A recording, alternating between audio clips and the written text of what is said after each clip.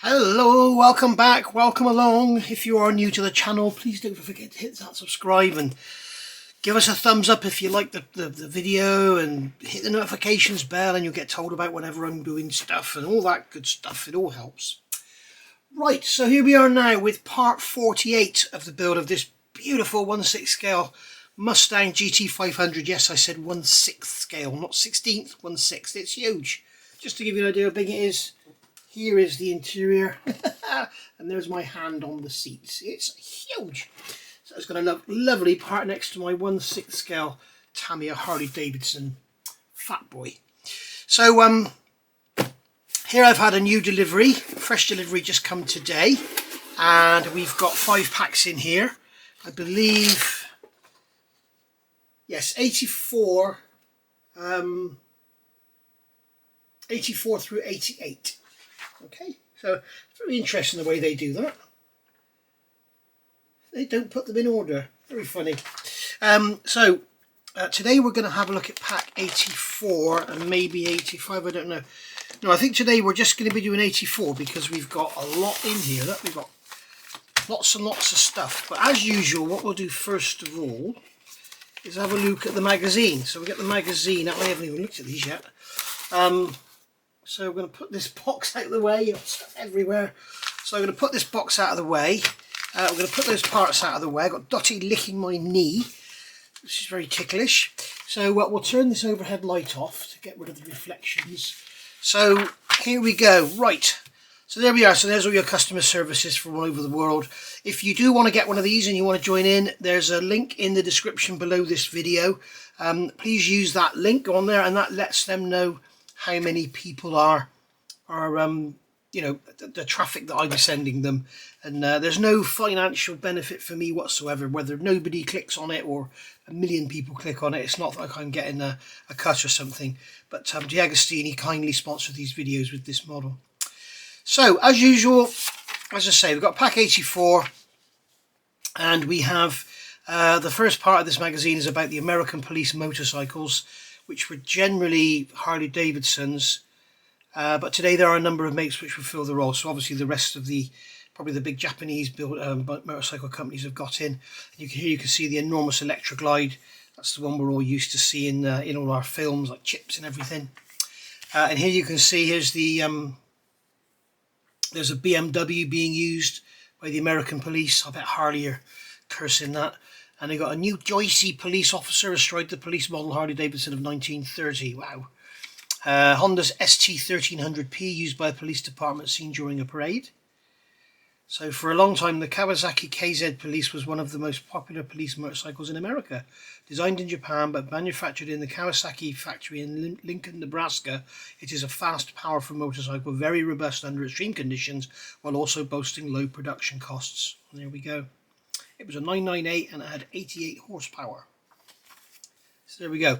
Looks like quite a complex little build going on here. So we're going to be building up the steering column with the steering wheel and everything. So we've also got lots of switchgear going in and wires and everything. So it's going to be quite a complex little build. It might be a fairly lengthy one as well. And here we have Ford Falcon, an incredible rally car. Hey, didn't know that. The Ford Falcon is basically what the Mustang was based on when it was first developed. Here it's saying despite its enormous size, it came close to winning the 1964 Monte Carlo Rally. Blimey, that must have been up against the Mini Coopers, I'm guessing. Wow. The engine was larger and more powerful, 4.7 litres instead of 4.2, and 285 horsepower instead of 260, compared to 1963. The car was also very different, in addition to aesthetic changes typical of the annual redesign which US brands refreshed their models. The new units had fiberglass hoods and doors. This meant they weighed 250 kilograms less. Blimey. So there we go. There's a picture of them there being serviced by the look of things. Great. What a great little story. The French Falcon. After each Monte Carlo rally, one of the participating, easy for you to say, Falcon and Falcon Futura units remained in France in the care of the local Ford team. They used them in different French championship events and other international rallies, always with Henry Guider driving. In 1963, Guider won the Tulip Rally and the Geneva Rally. How interesting. And you can see them there. Luke Felt sitting behind the wheel next to his co-driver on a break from the 1964 Monte Carlo Rally, in which they finished in second position. Blimey. Second place in that great tank. There's the 4.7 litre 285. 4.7, what would that have been? It's not 302 is 5 litres, so it would have been like a 283 or something. And there we go. Right. So let's have a look at this. So here's our magazine. Here's our parts. So we'll get our bag open as we always do, and we'll get the parts out on the bench. Just tip them all out of the bag as they all come out. There we go, they're all coming out and bouncing all over the place. I did cut right through the bag, so I don't want to damage my... This is just blue paper here that you can see with all the stains on it. So we've got a steering wheel here and a centre by the look of it. We've got a little boss there. It looks like that goes with it. We'll get the light on now because we've finished with the magazine. We've got some wires there, some more wires there. These have all got numbered labels on them, so that's pretty cool. We've got a steering column itself. We've got the shroud. Got a little plastic bracket there. We've got two lots of screws. We've got PS06 and PS12. PS05, sorry, and PS12. Some little stalks there by the look of it. So yeah, we've got the steering column, the wheel, the two shrouds, that little round piece there. There's another round piece there. The boss, that piece there, that piece there, that piece there, and then 4 lots of wires, yes, and then 2 bags of screws. Great. So, push button switch on cable 5 into the pin located on the longer side of the switch holder 84F. So this is the switch holder 84F, and they've got it that way up in the magazine, as you can see here. And then we're going to get wire number 5, which is this one here. We'll straighten it out.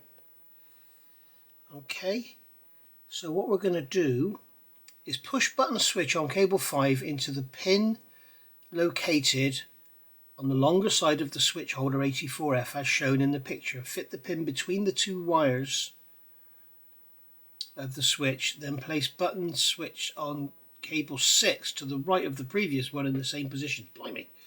Right, so this is that way up.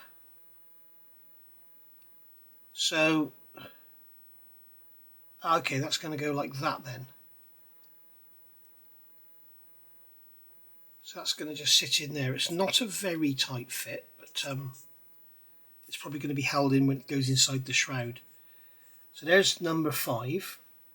And then we want number 6, which is here.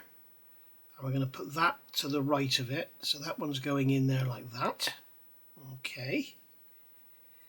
And then rotates the switch holder and place button switch on cable 7 on the opposite side.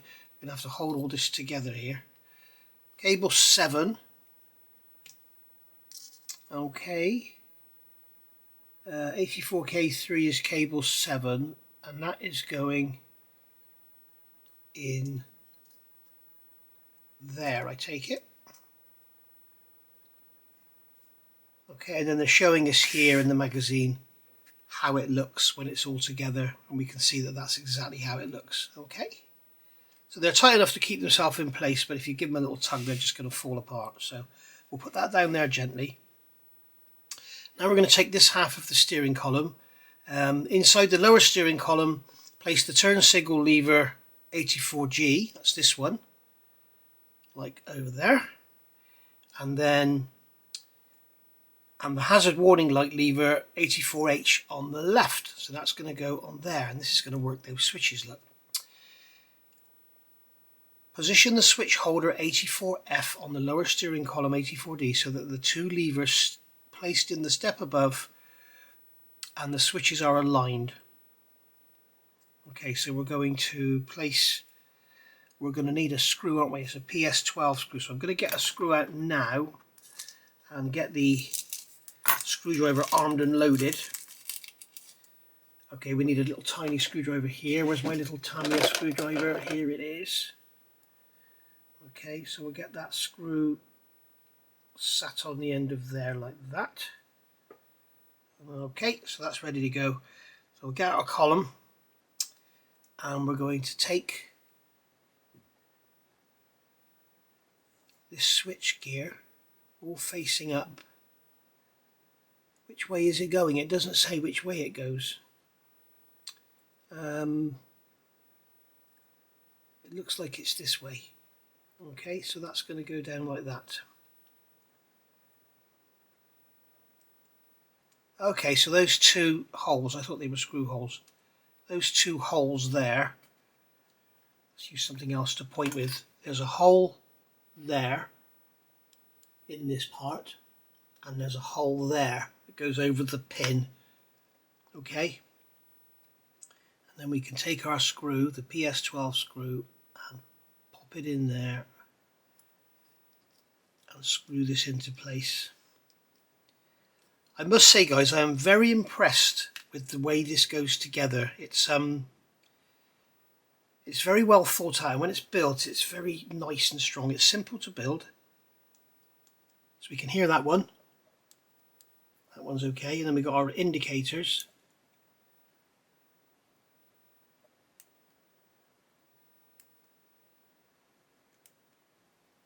You'd have thought that would go that way, wouldn't you? But there you go. Right, so that's going like that. So we've got all these wires coming out here. Check that the switch actuation click is heard when each of the levers is moved. Secure the switch holder to the inside of the cover with a PS12 screw. Place button switch on cable 8 inside the upper steering column. So we're going to put this one over here. We've got the upper steering column. So this one at cable 8 is going to go up into here, and it's going which way? It's facing up. Okay, so it's going that way up, so that is going to go into there like so. I'm guessing that cable is going to come out through the bottom. Place button switch on cable 8 inside the upper steering column cover as shown in the picture. Then get ready the two halves of the steering column by arranging the cables along the cover halves as shown. Identify the two attachment points where the cover halves are fixed together. 1, 2. So that's going to go like that. Now these wires here have got to come down and down there like that. That one's also got to come down. I'm just bending those connectors over, and then that one's also going to come down. Okay, so that should all go together nicely. I'm just checking now, after I've moved those switches around by bending the cables, make sure that it all still works properly.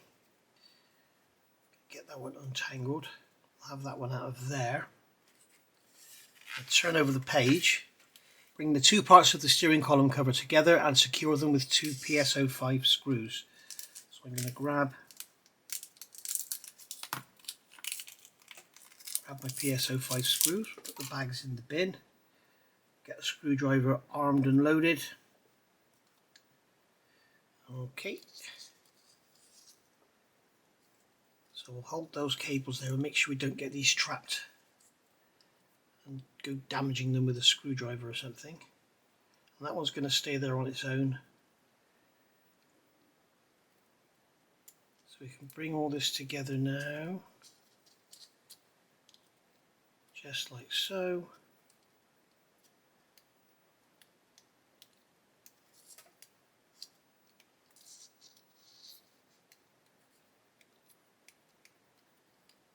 Okay, something feels wrong here because I'm pushing this together with that switch pressed up as tight as I can. Look, you can see there I'm pushing that switch up against that plastic part and it's absolutely jammed solid up against it. So I'm not sure exactly what's going on here. I've clearly done something wrong. So let's go back and have a look. Yes, I've done something wrong. So what I've done, I've put that switch that way, and it should be that way. It should be facing forward. Okay, so that's what I've done wrong there. So it's normally me, it's not normally them. There have been a couple of little tiny errors, haven't there? But some very, very small.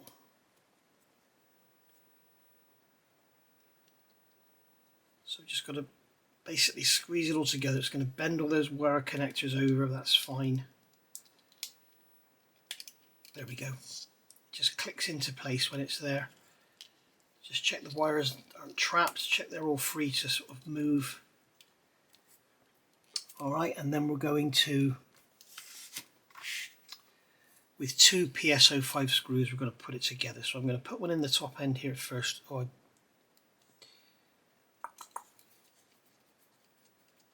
was just thinking then I should make sure that there's no wires in the way, but if they were, it wouldn't be closed up, so that's okay.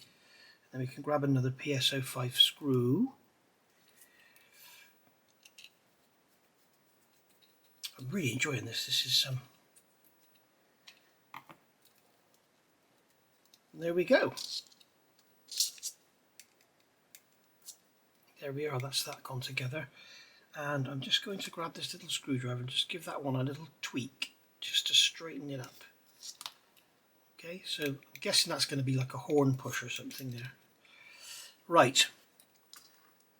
Now push the stepped end of the steering column into the center of the inner face of the steering wheel.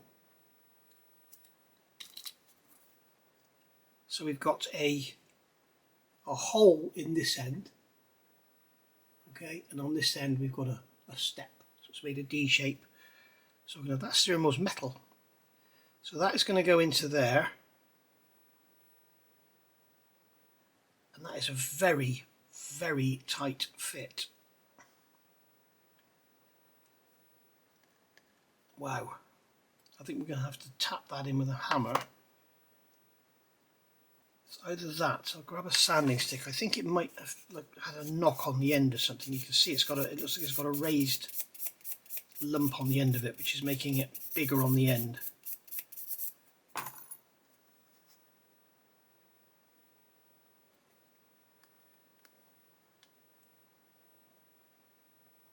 It is quite tight. I think what I'm going to do is find something that I can put under it that won't damage it. I need something small and metallic.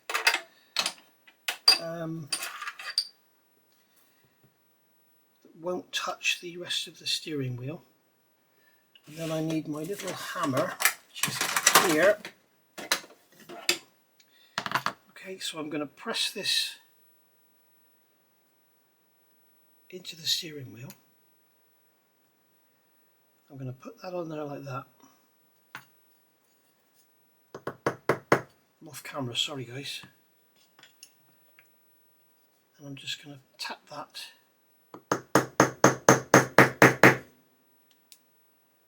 Okay, it's going in, it's quite a tight fit.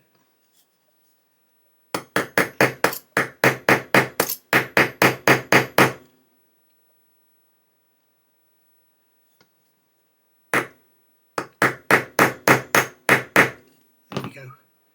And now of course where I've been banging the end I should have used something plastic instead of a hammer, but we'll just sand that now because we've actually made that grow in diameter. Okay, so that's the steering wheel on there, right? So we get our tools out of the way. I don't think it's going to need to go in anymore. Okay, so we've got that in until the step on the end is fully inserted, it says, so that's got to go in even tighter. I'll get this done off camera and I'll come straight back. Okay, so that's fully inserted now. You can see that's gone in all the way. Lovely. Right. I'm just going to check that it's not all like wonky and stuff. It's good enough. Okay. Now turn the steering wheel and press the steering wheel center cap into place. Note that it can only fit one way. So we'll grab our center cap out of the bag, and then that is going to go, you've got this semicircular cutout and that semicircular cutout. So that is going to go in like that.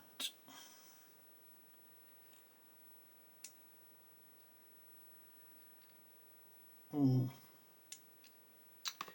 just going to sand, in fact I'm going to cut a little bit of plastic from the side of these little tangs on the side to make them go in easier.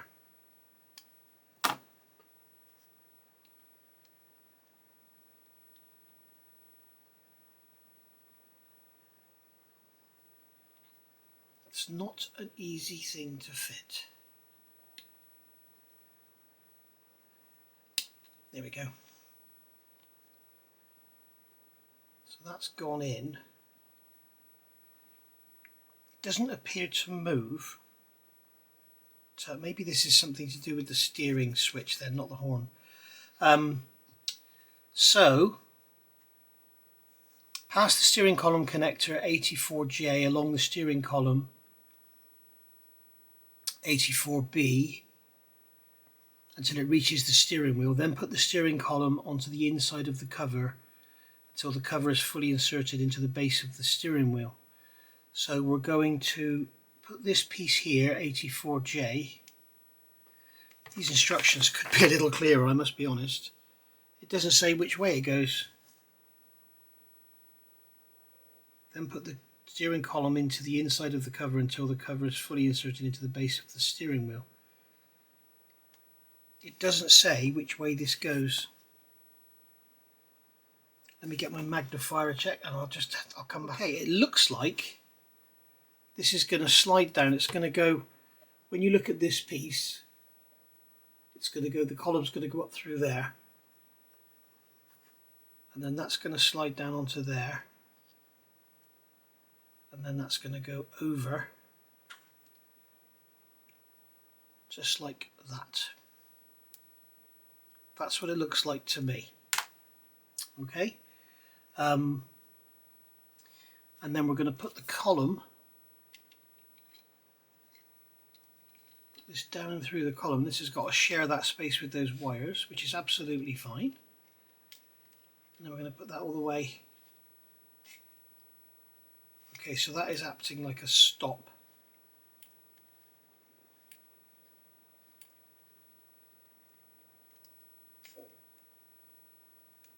I'm not sure that switch, you can see this switch is not sitting flat. You need to push it back in and get it nice and flat. It's because of the wires. The wires are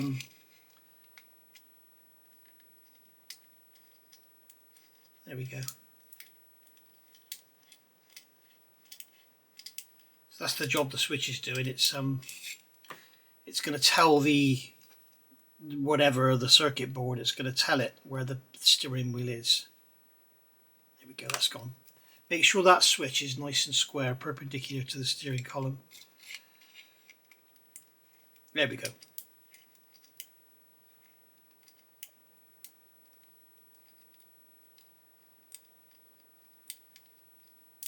You can see it rising over as it goes over, and you can hear it. So it's like a ramp on there for it.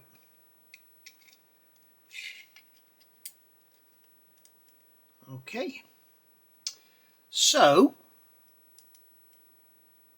retrieve the assembly of the interior of the model, insert the steering wheel assembly into the hole located between the pedals under the dashboard on the driver's side. Note that the turn signal lever should be on the left side of the steering wheel. So it's going to go that way.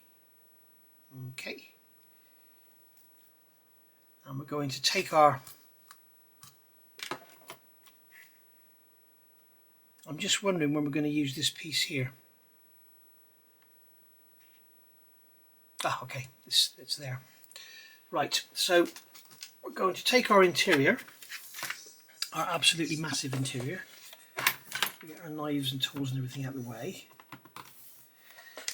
Right, and this steering column is going to go into a hole. It's going to go into this hole here on the floor. There's this hole on the bulkhead, there's that hole there. So basically we've got to get all those cables Does it say to put all the cables through? I think it does. It doesn't say, but I think it shows it. So we're going to note the long stalk has got to be on the left hand side. I'm going to pull these wires through. I'm probably off camera again, sorry. Pull these wires through.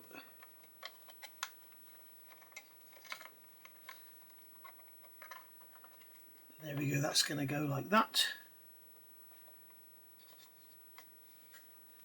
And then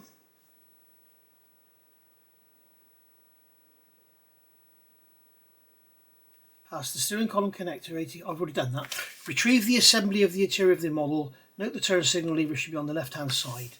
Finally, place the column anchor 84E on the protrusion of the column cover. Note the pin of the anchor must fit into the notch of the cover. Fix the anchor. So this is the anchor, okay, and we can see that on the top here, on there, we have the, if I move the column out of the way, you can see this is going to basically go over the top, and there is a pin on this part that's got to go into that slot. As you can see, there's a slot that side of the screw hole, and that pin on this little anchor has got to go into that hole, into that slot. And now I need to arm the screwdriver, which I should have done previously. Oh no, this is going to be a nightmare. You see, this is awkward. Right, I'm going to have to do it the other way round. So this is really awkward. It's not awkward to do, but it's awkward to film. That's the problem. So once again, we're going to pull this column up. Okay, we're going to fit this part on top. The only thing that's awkward about it, you've got to hold the column in place. You've got that little piece on the top, the anchor. And I've got to get that screw in there. You can see it's extremely awkward.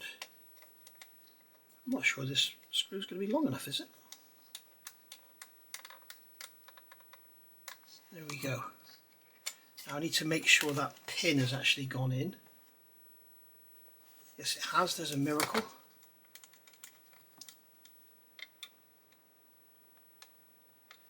So that is some...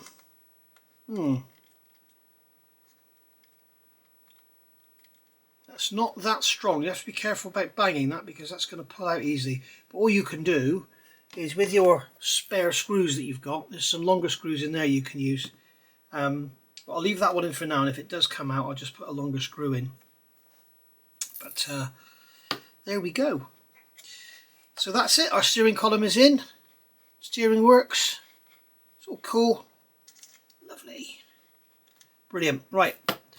So that's pack 84 and part 48, and now we are really starting to get somewhere. Look at that lovely, lovely interior. What you can hear knocking about is the back seat. The back seats are rock and roll. Okay, it's designed to work like that. And then when I lean it forward, you can hear it crack, it comes down. So that's all it is. There's our gear stick there. We got our turn signal. We got our hazard warning lights. And we got our steering. Lovely. I will see you all soon for pack 85. I think in pack 85 we're building a radiator, I think it was. So we may do like 2 or 3 together or something. We'll see how busy it gets. So thank you for watching. As I say, if you want to get one of these, click the link in the description below the video. It's looking like it really is an enjoyable build.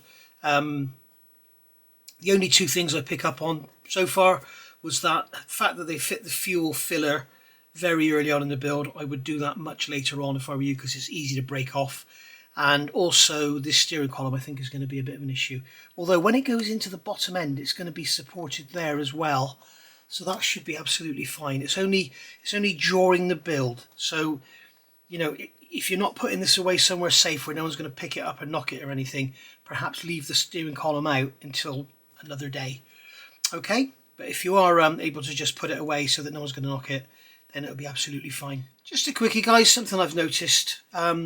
If you aren't able to actually store this model, you know, and guarantee it's not going to get knocked or fall off a shelf or something, you can actually just pull the column out. I mean, you can see the column is easy to put back in. But if you pull the column out, you can then stash the steering column there in the back, and then this isn't going to be all, this hasn't got this great shaft at the front that's going to, you know, if you do that with the interior, I think you break this off here. So there we go. I think that's probably the best idea. And then when we actually come to fit the interior into the floor, there's a steering box.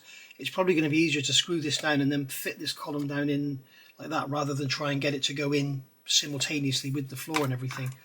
So that's just my little tip. If you want to take it, then do, and if you don't, then don't. Okay, I'll see you all soon. Thank you for watching. Bye for now.